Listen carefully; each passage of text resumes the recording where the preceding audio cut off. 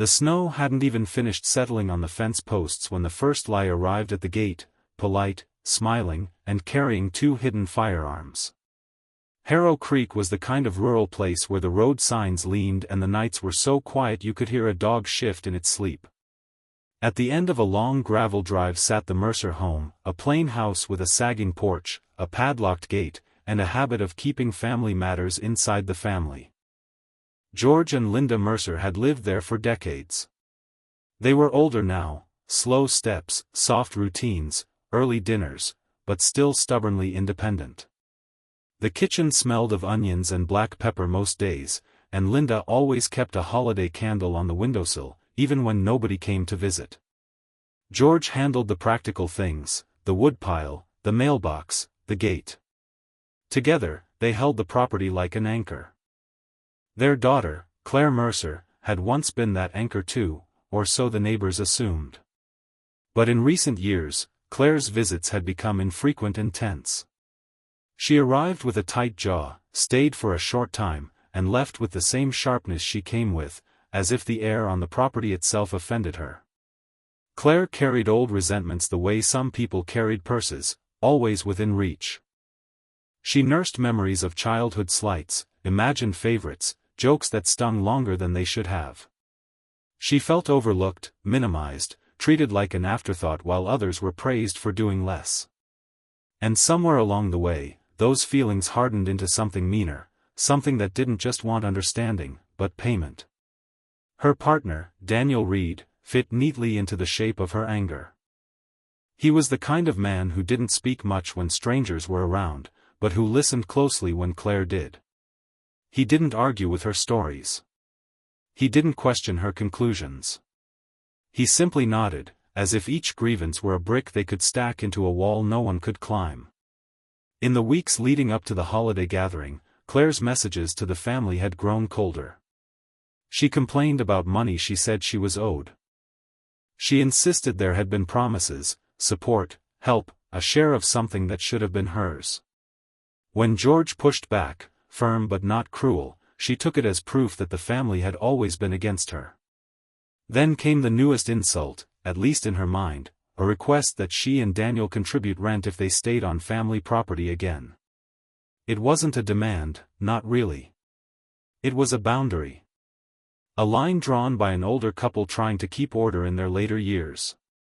To Claire, it felt like exile.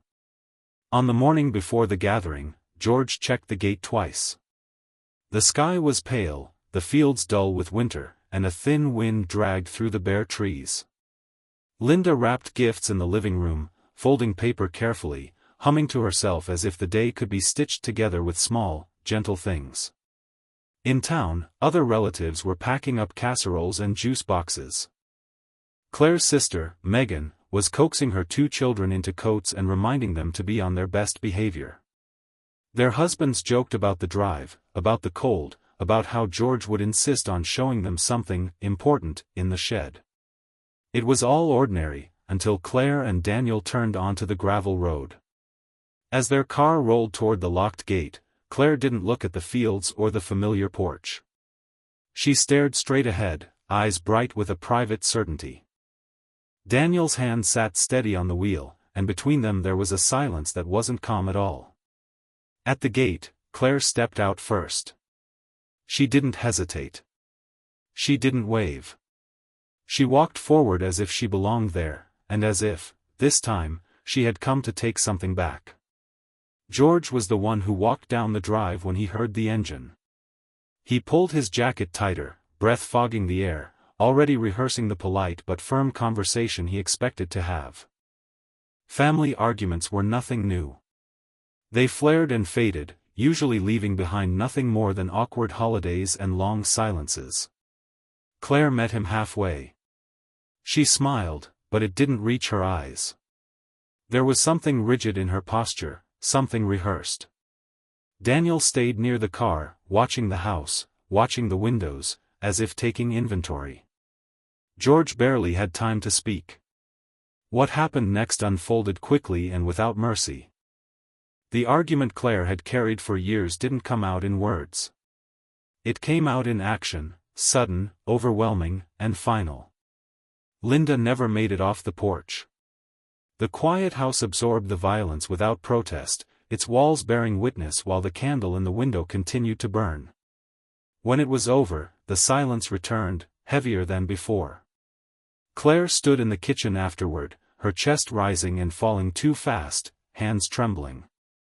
Daniel moved with grim efficiency, closing curtains, checking doors. They worked together without speaking, bound by the irreversible thing they had just done. The older couple were hidden from view, tucked away as if concealment could undo reality. Claire washed her hands at the sink again and again, staring at her reflection like she was waiting for someone else to appear in it.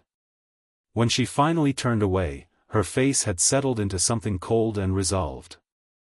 "They were never going to listen," she said quietly. Daniel didn't answer. He only nodded. Instead of leaving, they stayed. They sat in the living room where Linda's gifts were stacked beneath the tree. They ate food meant for the gathering. They waited. Every creak of the house, every gust of wind against the siding, seemed louder now, amplified by anticipation. A few hours later, another car turned onto the gravel road. Megan Mercer was talking as she drove, reminding her kids to say thank you, to hug their grandparents, to behave. Her husband glanced at the darkening sky and suggested they might stay overnight if the weather worsened. The children pressed their faces to the windows, already excited, already imagining treats and stories and warmth. The gate was closed, but that wasn't unusual. Megan parked outside and reached for her phone to call ahead. Before she could finish dialing, the front door of the house opened. Claire stood there. She waved. Confused but relieved, Megan ushered the family toward the entrance. The moment they crossed the threshold, the illusion of welcome collapsed. Chaos replaced conversation. The children screamed. Megan reacted on instinct, pushing them back, trying to shield them as everything spiraled out of control. In the confusion, Megan was hurt but conscious enough to reach her phone. Her fingers shook as she dialed emergency services, breath ragged, voice breaking as she tried to explain where they were, what was happening. The call ended abruptly. Inside the house, the sounds faded one by one until there was nothing left but the hum of electricity and the ticking clock above the stove. Claire stood perfectly still, listening, as if waiting for something else to happen. "It had to be done," she said finally. Daniel looked at the floor. He later said they couldn't leave anyone who could speak. When it was finished, the house felt wrong, too full, too quiet, heavy with what had been taken from it. They locked the gate, wiped down surfaces, and left behind a scene that looked empty from the outside but was anything but. That evening, a patrol car responded to the broken emergency call. The locked gate stopped them. With no answer at the house and no visible signs of trouble from the road, they left, assuming the call had been a mistake. Night fell over Harrow Creek. Inside the Mercer home, no lights were turned on. And no one came out. Morning came slowly, filtered through low clouds and the thin light of winter. The Mercer house sat unchanged, smoke no longer rising from the chimney, the driveway undisturbed. From the road, everything looked exactly as it always had. Inside, time felt frozen. Claire and Daniel had gone back to their own place that night, telling themselves the worst part was over. They spoke little during the drive, the radio left off, the darkness pressing in through the windshield. Claire stared ahead, replaying conversations that had never happened, arguments she believed she had finally won. Daniel focused on the road, gripping the steering wheel so tightly his hands ached. By the next day, concern began to ripple outward. Megan's co-workers noticed she hadn't shown up. Messages went unanswered. A friend who was supposed to stop by the Mercer home to drop off a pie tried calling George and Linda, then Megan, then Claire. No one responded. At first, people assumed the weather had delayed them. Then the hours stretched. Then the second night passed. On the morning of the third day, the family friend drove out to Harrow Creek, uneasy but still hopeful. The gate was locked, just as it always was, but something about the silence felt different. No movement. No sound from inside. No sign of life. He climbed the fence. What he found inside the house shattered any remaining illusions. The holiday decorations, the half-prepared food, the untouched gifts, all stood in sharp contrast to the stillness that filled every room. He stumbled back outside, shaking, and called authorities, struggling to explain what words could barely contain. This time, the response was immediate. The property swarmed with vehicles. Neighbors gathered at the edge of the road, whispering, crying, holding each other. Officers moved carefully through the house, documenting every detail, their expressions growing heavier with each room they entered. News spread fast. Harrow Creek had never seen anything like this. A whole family, erased inside a place that was supposed to hold them together. As investigators worked, one detail stood out: the locked gate, the unanswered emergency call, the fact that someone had been there after the first incident.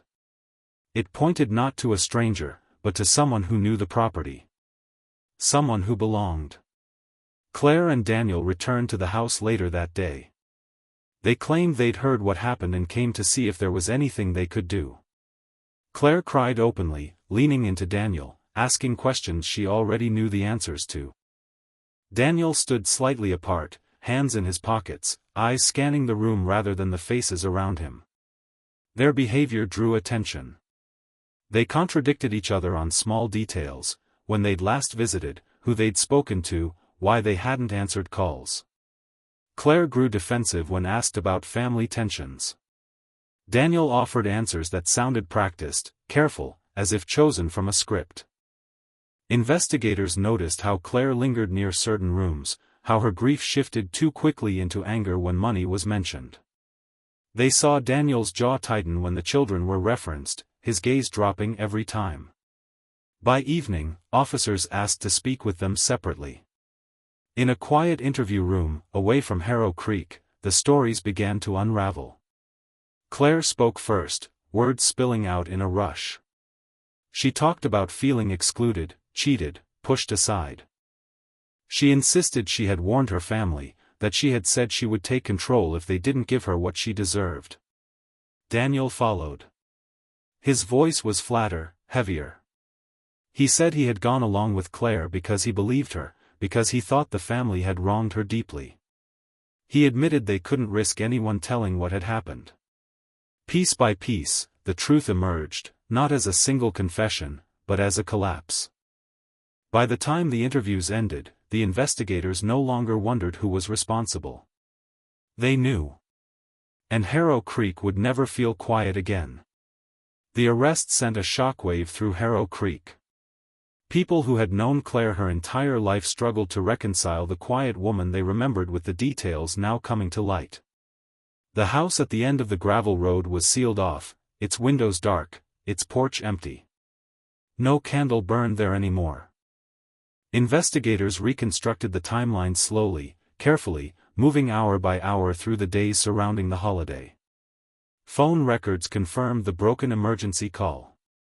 Footprints in the cold ground showed exactly when vehicles had come and gone. Inside the house, every object seemed to carry weight, each chair, each plate, each unopened gift silently marking a moment that would never arrive.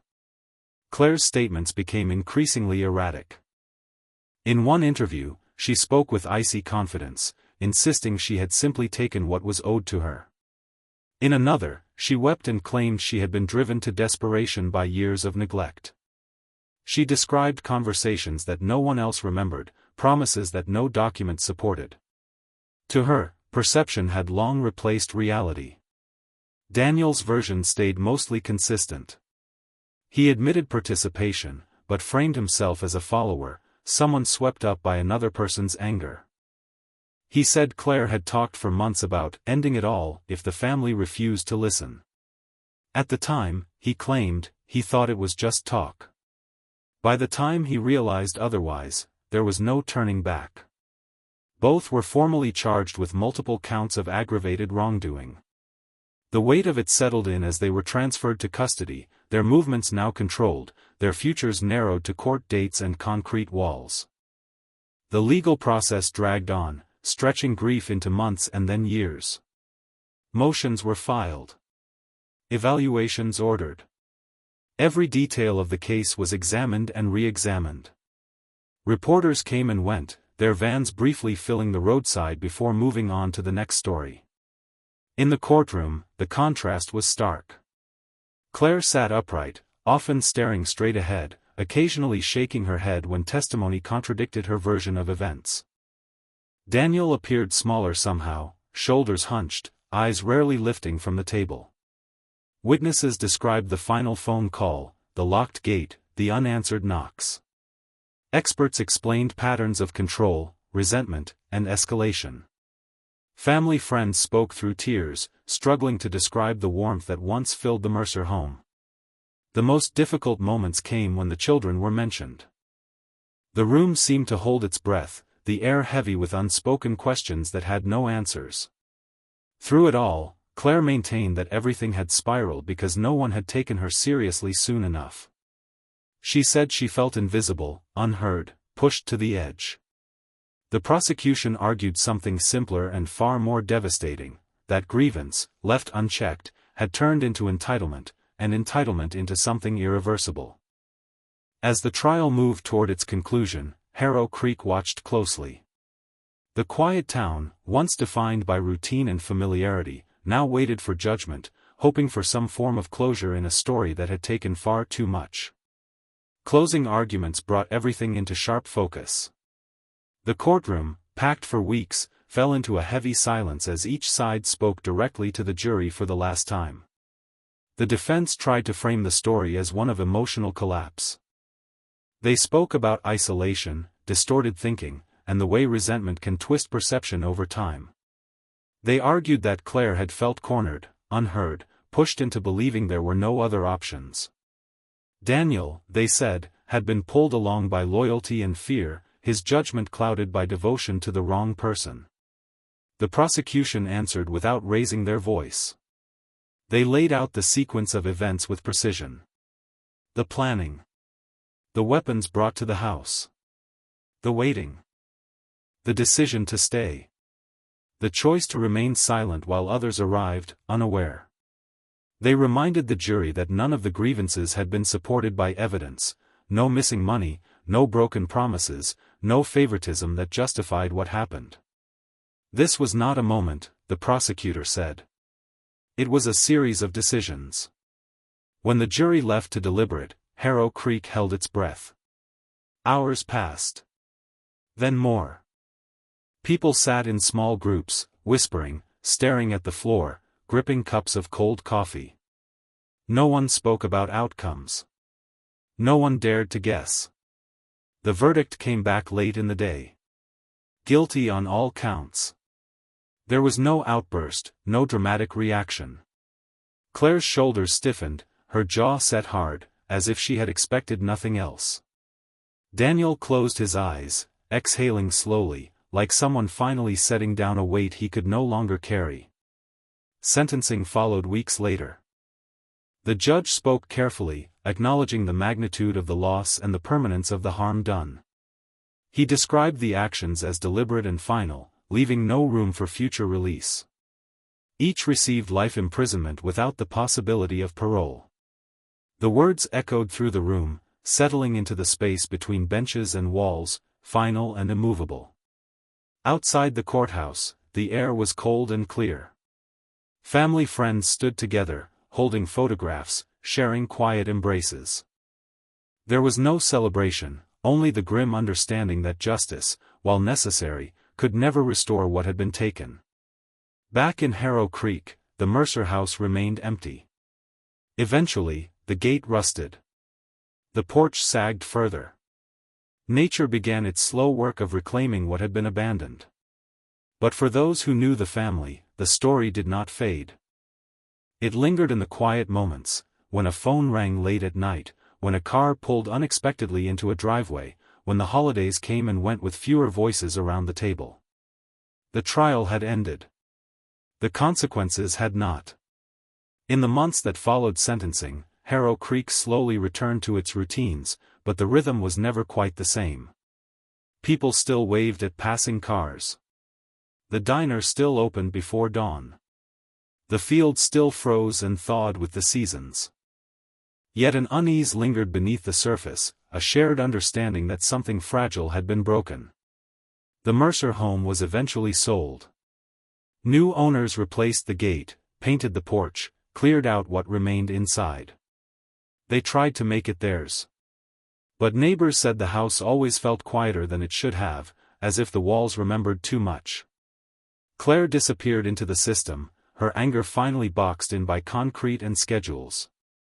Letters she sent to distant acquaintances repeated the same themes: betrayal, injustice, a belief that she had been forced into choices she still refused to fully own. Daniel faded even further from view. Those who encountered him later described a man stripped down to regret, replaying moments where he might have stopped everything and didn't. For the surviving relatives and friends, grief became something they learned to carry rather than resolve. Birthdays arrived without candles. Holidays came with empty chairs and careful silences. The children were remembered in photos, in stories told softly, in traditions kept alive so they would not vanish entirely. Investigators would later say the warning signs had been there: years of resentment, fixation on perceived wrongs, the steady narrowing of perspective until only one outcome seemed possible. But hindsight offered no comfort, only questions that led nowhere. What stayed with Harrow Creek most was not just what happened, but how easily it unfolded behind a familiar door. No strangers. No forced entry. Just history, entitlement, and a belief that grievance justified everything that followed. In the end, the case became a quiet lesson whispered whenever family conflicts grew sharp, whenever bitterness lingered too long without challenge. A reminder that unresolved anger does not fade on its own, and that silence, when mistaken for peace, can be dangerously misleading. The gravel road still leads to the same place. But everyone who passes it now knows how quickly a home can become something else, and how the most devastating harm often arrives wearing a familiar face.